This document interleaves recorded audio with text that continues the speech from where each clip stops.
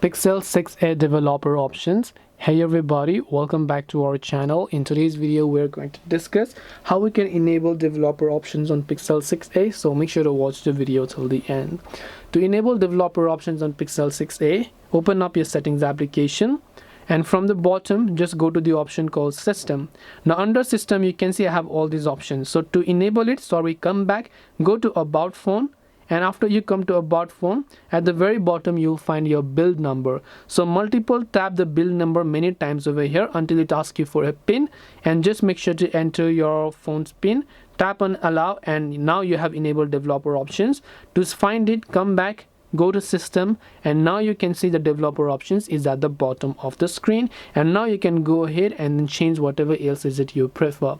And this way you should be able to go ahead and then enable or disable developer options. Hope this video was very helpful. If you have got any more questions, feel free to leave them down. Thank you for watching and see you in the next video.